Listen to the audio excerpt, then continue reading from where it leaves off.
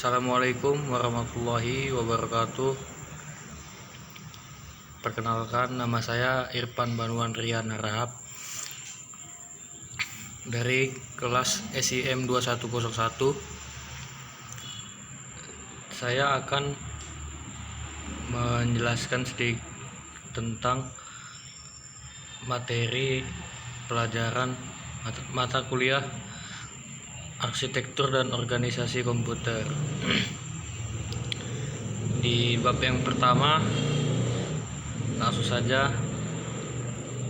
pengertian arsitektur dan organisasi komputer.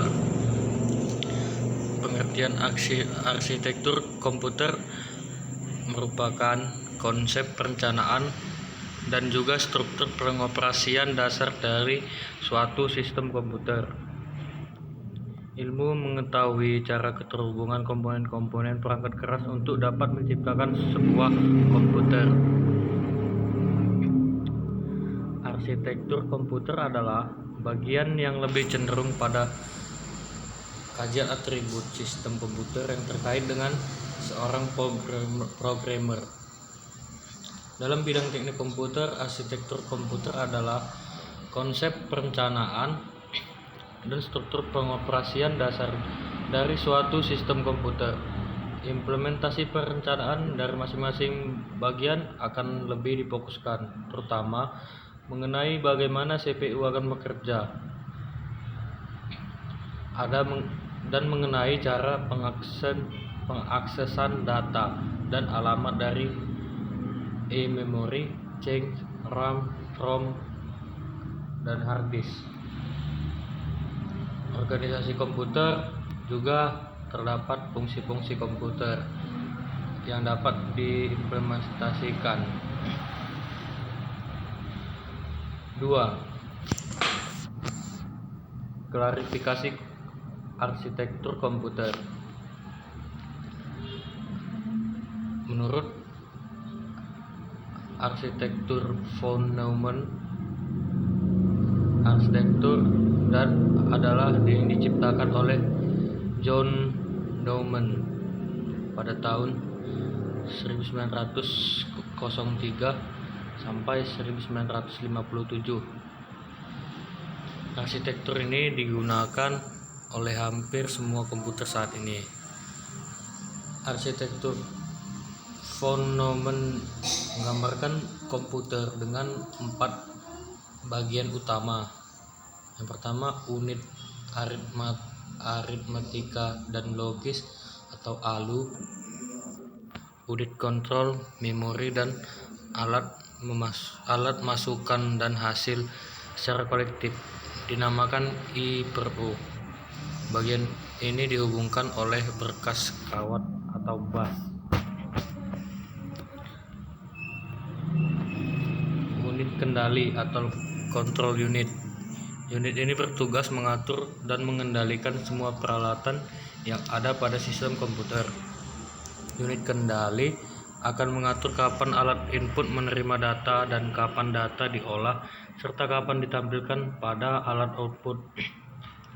Tugas dari unit kendali ini adalah yang pertama, mengatur dan mengendalikan alat-alat input dan output, mengambil instruksi dari memori utama, mengambil data dari memori utama kalau diperlukan oleh proses, mengirim instruksi ke ALU bila ada perhitungan aritmatika dan atau perbandingan logika, serta mengawasi kerja. Yang kelima, menyimpan hasil proses ke memori utama. Ya, seperti inilah gambar dari sistem. Ada memori, control unit, arithmetic logic unit atau ALU, input dan outputnya. Yang kedua, unit aritmatika dan logika. Tugas utama dari ALU atau arithmetic logic unit adalah melakukan semua perhitungan aritmatika dan matematika yang terjadi sesuai dengan instruksi program. 3. Memori. Memori merupakan Media penyimpan data pada komputer. Jenis memori dibagi dua, yaitu RAM dan ROM. Yang keempat ada output. Perangkat output adalah perangkat komputer yang digunakan untuk menampilkan dan menyampaikan informasi kepada penggunanya. Arsitektur RISC singkatan dari Reduced Instruction Set Computer, merupakan bagian dari arsitektur mikroprosesor berbentuk kecil dan berfungsi untuk next set instruksi dalam komunikasi di antara arsitektur yang lainnya. Kemudian ada arsitektur CISC atau Complex Instruction Set Computing atau Complex Instruction Set Computer yang disingkat dengan CISC, adalah sebuah arsitektur dari set instruksi di mana setiap instruksi akan menjelaskan beberapa operasi tingkat rendah seperti pengambilan dari memori, operasi aritmatika, dan penyimpanan ke dalam memori. Semuanya sekaligus hanya di dalam sebuah instruksi. Selanjutnya ada arsitektur Harvard. Arsitektur Harvard menggunakan memori terpisah untuk program dan data dengan alamat dan bus data yang berdiri sendiri. Arsitektur Blue Gene. Blue Gene adalah sebuah arsitektur komputer yang dirancang untuk menciptakan beberapa superkomputer generasi berikut. Selanjutnya adalah pembahasan bab kedua, yaitu tentang komputer. Yang pertama adalah pengertian komputer. Komputer adalah sebuah mesin hitung elektronik yang secara cepat menerima informasi masukan digital dan mengelola informasi tersebut menurut seperangkat instruksi yang tersimpan dalam komputer tersebut dan menghasilkan keluaran informasi yang dihasilkan setelah diolah. Yang kedua adalah struktur komputer. Central Processing Unit atau CPU berfungsi sebagai pengontrol operasi komputer dan pusat fungsi-fungsi komputer. Kesepakatan CPU cukup disebut sebagai prosesor saja. Struktur komputer terbagi menjadi tiga. Yang pertama itu adalah memori utama, berfungsi sebagai penyimpan data. I/O berfungsi memindahkan data ke lingkungan luar atau perangkat lainnya. Sistem interaction merupakan sistem yang menghubungkan CPU, memori utama, dan I/O. Yang ketiga ada fungsi komputer. Fungsi komputer yang fungsi dasar komputer prinsipnya terdapat 4 buah fungsi operasi, yaitu 1. Fungsi operasi pengolahan data.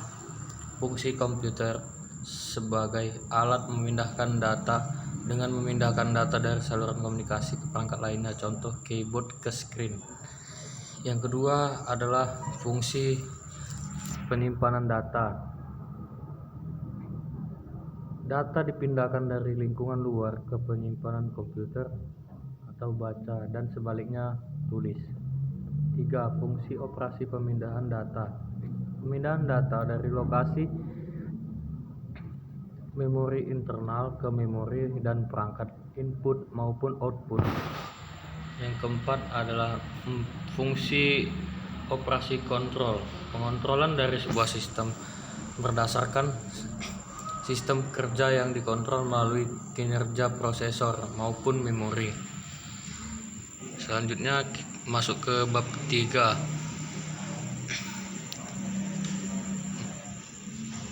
Evolusi dan kinerja komputer. Sejarah komputer. Generasi pertama tabung vakum pada tahun 1945 sampai 1955 atau ENIAC atau Electronic Numerical Integrator and Computer pada tahun 1946 dirancang atau dibuat oleh John Mauchly dan John Presper Eckert di Universitas Pennsylvania, merupakan komputer digital elektronik untuk kebutuhan umum pertama di dunia. ENIAC mempunyai berat 3 ton, bervolume 15.000 kaki persegi dan berisi lebih dari tabung vakum. Daya listrik yang dibutuhkan sebesar 140 kW. Percepatan operasi mencapai 5.000 operasi penambahan per detik. Selanjutnya, struktur komputer IaaS terdiri dari yang pertama memori utama, yang kedua ada ALU, yang ketiga control unit, dan yang keempat ada I/O. Berikut ini adalah contoh dari yang kedua, itu adalah perkembangan komputer generasi kedua atau transistor pada tahun 1955 sampai 1965. Transistor ditemukan di Bell Labs pada tahun 1947 dan tahun 1950 telah meluncurkan revolusi elektronika modern. Dengan adanya transistor, membuat hardware komputer saat itu makin cepat prosesnya. Generasi kedua juga ditandai munculnya Digital Equipment Corporation atau DEC tahun 1957 dan meluncurkan komputer pertamanya. Berikut ini adalah tabel kecepatan generasi komputer. Pada tahun 1946 sampai 1957 itu teknologinya tabung vakum. Kecepatan operasi per detik 40.000. Yang kedua, pada tahun 1958 sampai 1964 transistor teknologinya. Kecepatan operasi per detik 200.000. Yang ketiga itu pada tahun 1965 sampai 1971 teknologi small and medium scale integration. Kecepatan operasi per detiknya 1 juta. Yang keempat ada pada tahun 1972 sampai 1977 teknologi large scale integration. Kecepatan operasi per detiknya 10 juta. Dan yang terakhir, yang kelima, pada tahun 1978 teknologi yang bernama Very Large Scale Integration. Kecepatan operasi per detiknya bisa mencapai 100 juta. Kemudian IBM 7094, komputer ini diluncurkan tahun 1962. Kemajuan IBM 7094 adalah adanya IBR yang berfungsi instruksi berikutnya. Efeknya komputer akan lebih cepat prosesnya. Generasi ketiga adalah integrated circuits pada tahun 1965 sampai 1980. Pada tahun 1958 terjadi revolusi elektronika kembali, yaitu ditemukannya integrated circuit atau IC yang merupakan penggabungan komponen-komponen elektronika dalam suatu paket. IBM System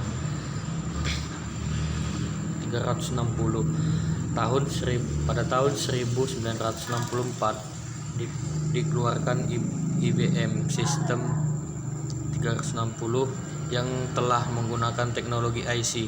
Dalam satu dekade, IBM menguasai 70% pasaran komputer. Kemudian ada DCPDP 8. PDP-8 juga memiliki varian-varian yang modelnya sama dengan IBM System 360 untuk menyesuaikan kebutuhan pelanggannya. Generasi keempat, Very Large Scale Interaction. Era keempat, pengembangan generasi komputer ditandai adanya VLSI. Paket VLSI dapat menampung 10.000 komponen lebih per kepingnya dengan kecepatan operasi mencapai 100 juta operasi per detiknya.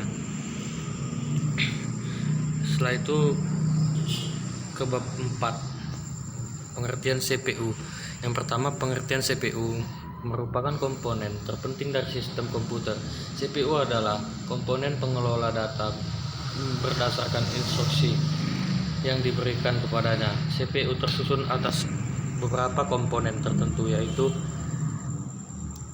yang pertama ada Arithmetic and Logic Unit atau ALU, bertugas untuk membentuk fungsi-fungsi pengolahan data komputer.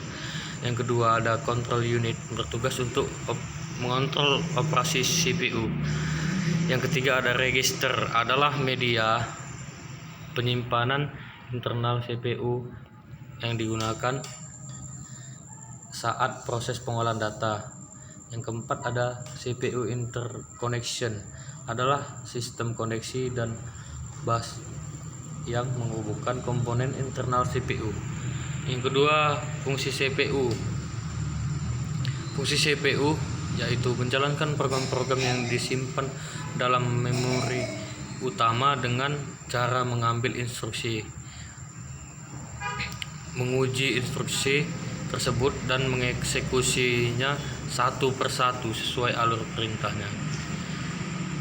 Langsung saja masuk kita ke bab 5, yaitu memori.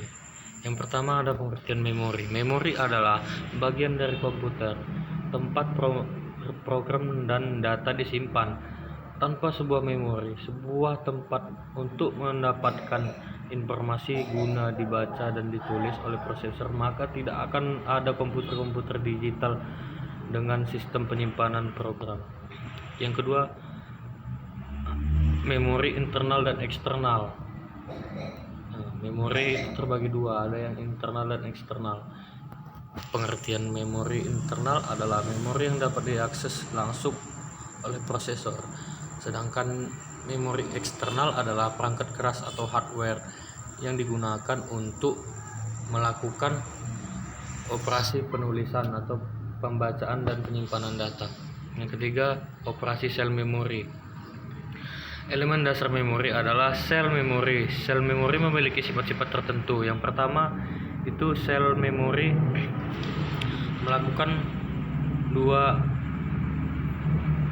memiliki dua keadaan stabil yang dapat digunakan untuk mempresentasikan bilangan biner 1/0. Yang kedua itu sel memori mempunyai kemampuan untuk ditulisi. Sel memori mempunyai kemampuan untuk dibaca. Yang keempat, RAM atau Random Access Memory, adalah dimungkinkannya membaca dan penulisan data ke memori secara cepat dan mudah. Yang kelima, ROM, adalah data yang tidak bisa diubah, menimbulkan keuntungan dan juga kerugian. Langsung saja kita ke bab 7, set instruksi. Pengertian set instruksi adalah sekumpulan lengkap instruksi yang dapat dimengerti oleh sebuah CPU. Elemen-elemen instruksi yang pertama adalah operation code, of code atau kode kerjakan ini.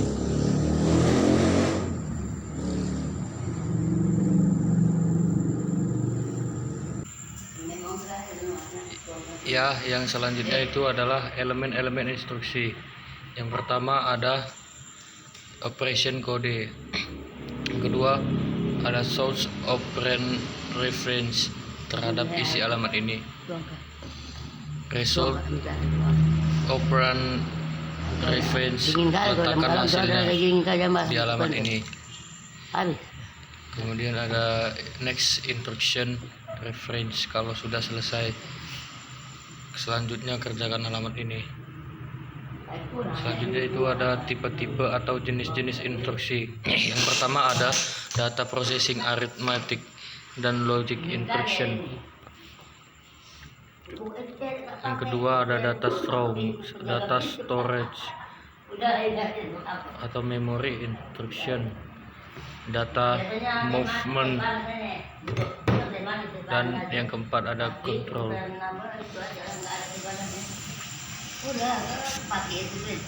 Selanjutnya ada penjelasan bab 9, yaitu bahasa assembly.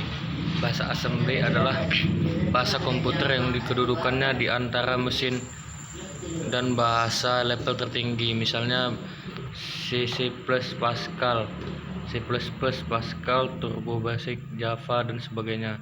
Dalam mempelajari bahasa assembly tidak terlepas dengan register, karena dalam pemrograman bahasa assembly selalu terhubung dengan register yang digunakan dalam pemrograman untuk melakukan operasi-operasi dan instruksi. Secara umum, register dapat dibagi 5 golongan, yaitu yang pertama general purpose register. Register yang digunakan untuk keperluan umum untuk pemrograman. Register ini terdiri atas register AX, register BX, register CX, dan register DX. Yang kedua ada segmen register, membentuk halaman memori bagi satu data. Terdapat pada 2 operasi, atau real mode dan protected real. Yang ketiga yaitu point register, adalah register yang digunakan untuk menunjukkan alamat sebuah data di lokasi memori. Yang keempat ada index register, digunakan untuk menunjukkan alamat sebuah data di lokasi memori pada operasi string. Yang kelima ada flag register, berfungsi untuk menunjukkan status atau keadaan sesaat dari mikroprosesor.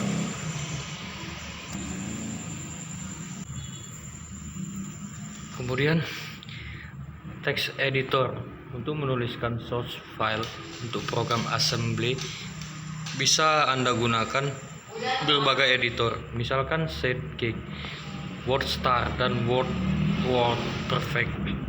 Source file yang diketikkan harus berupa file ASCII. File ini bisa Anda hasilkan melalui WordStar dengan file non-dokumen atau dengan Sidekick untuk meyakinkan bahwa source file yang Anda buat adalah file ASCII. Bisa Anda coba ketikkan perintah tipe pada A. Bila file yang terlihat dengan perintah tipe sama persis dengan yang Anda ketikkan pada editor tanpa tambahan karakter-karakter yang acak, maka file tersebut adalah file ASCII. Source file untuk assembly harus modul I/O, merupakan peralatan antarmuka atau interface bagi sistem bus atau switch sentral dan mengontrol satu atau lebih perangkat peripheral. Modul I/O tidak hanya sekedar modul perhubungan, tetapi sebuah piranti yang berisi logika dalam melakukan fungsi komunikasi antara peripheral dan bus komputer atau ASM. Compiler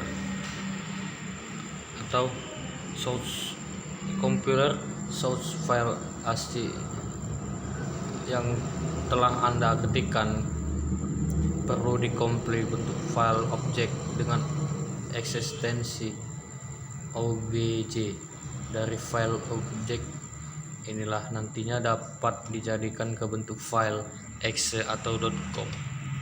Yang selanjutnya adalah bab 10, modul I/O. Pengertian modul I/O merupakan perangkat antarmuka atau interface bagi sistem bus atau switch sentral dan mengontrol satu atau lebih perangkat peripheral. Unit input adalah masukan unit luar yang digunakan untuk memasukkan data dari luar ke dalam mikroprosesor ini. Contohnya data yang berasal dari keyboard atau mouse. Sementara unit output atau keluaran biasanya digunakan untuk menampilkan data atau dengan kata lain untuk menangkap data yang dikirimkan oleh mikroprosesor.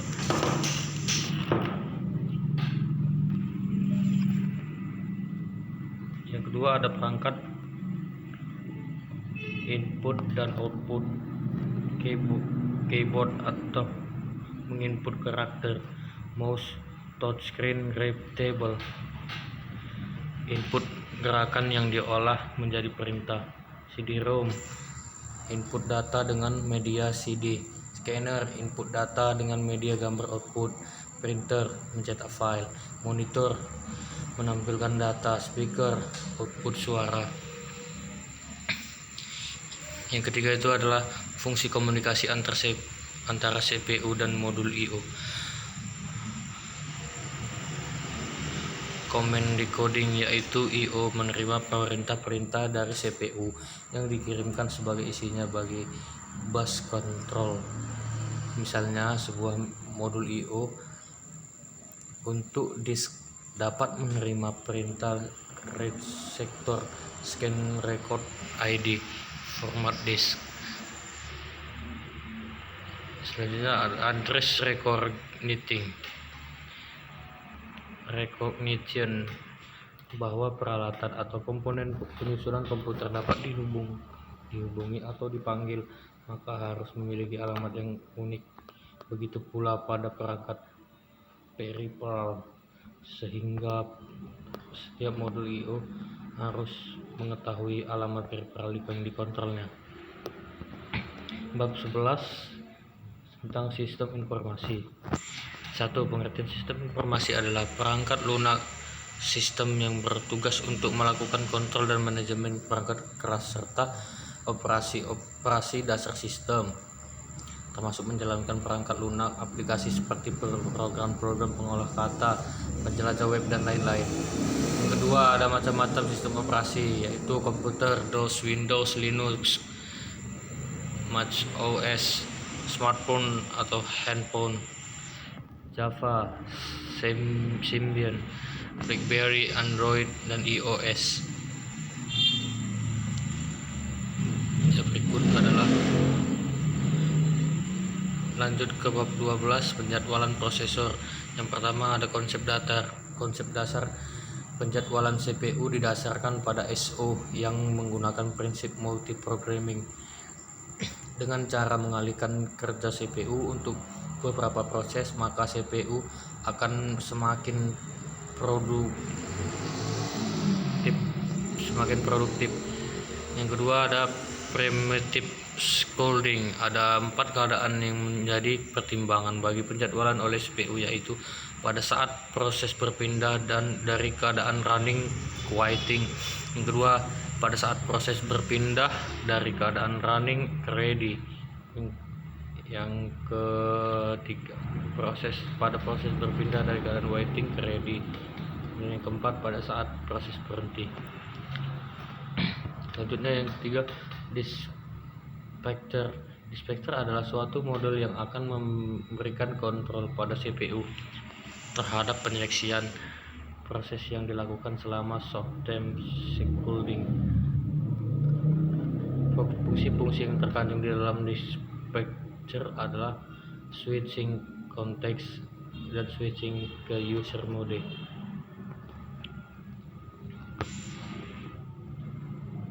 Kemudian yang ada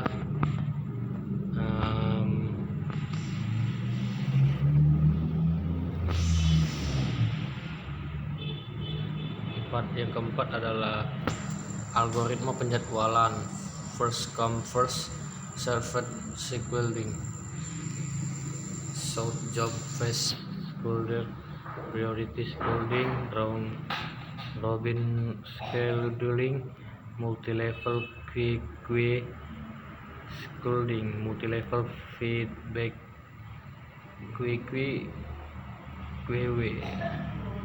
two-level scheduling. Ya, berikut adalah penjelasan dari seluruh materi organisasi arsitektur dan organisasi komputer. Sekian dari saya. Apabila ada salah kata, saya mohon maaf. Wabillahi taufiq wal hidayah. Wassalamualaikum warahmatullahi wabarakatuh. Terima kasih.